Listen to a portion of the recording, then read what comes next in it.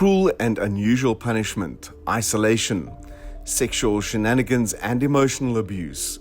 These are the allegations leveled at South Coast Rehabilitation Centre, Tetelestai Recovery Centre, their staff and its owners. And it's all done in the name of God. I had to use half a toothbrush and I had to scrub the tiles, the grass in between the tiles. I would like the doors of Tetelestai to be closed forever because I don't believe that it's actually helping anybody. Like, you go there to recover and get better, but he had this sort of God complex to him. He was narcissistic and egotistical. Whatever happened to you in the centre, you deserved it. If it was good or bad, it was some sort of lesson. We weren't treated like humans, we were treated like we were mistakes.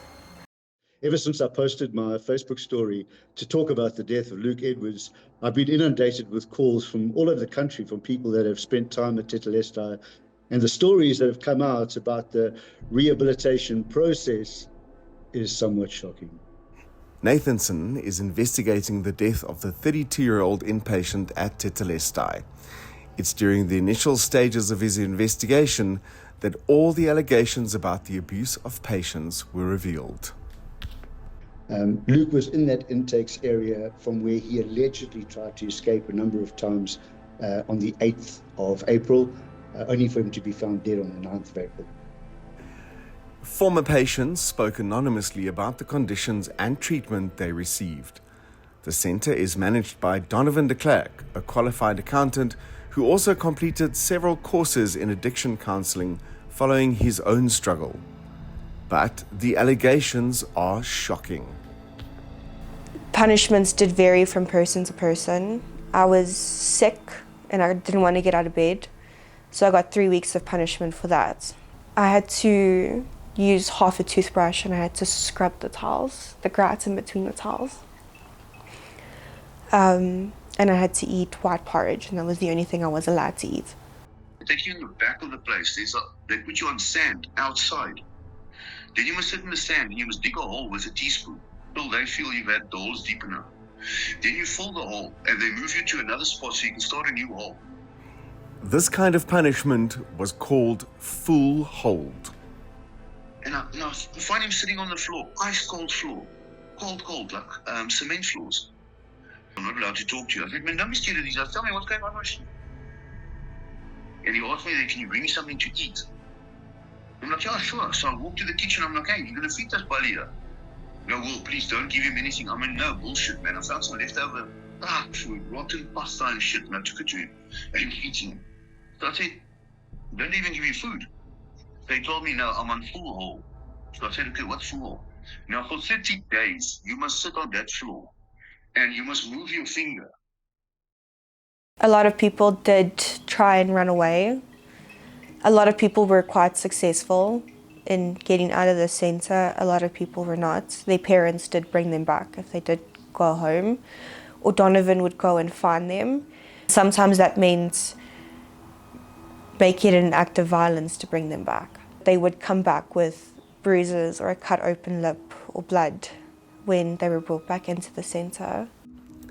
Macy was there when a distressed patient tried to escape. What was alleged about the incident? Shocking. The woman who jumped out the window, it was about a month or two after she had arrived. It was the second-story window. She was trying to escape the centre. It happened quite early in the day. Donovan didn't help her till about at night. Her leg was broken and she was screaming for help.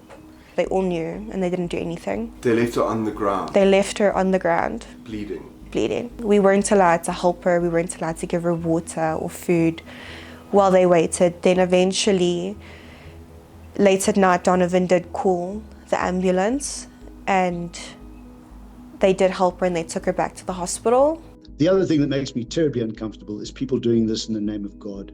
It was a Christian-based centre. There was devotion every morning where Donovan would talk for anything up to an hour to 2 hours, and it was always just some lesson from the Bible.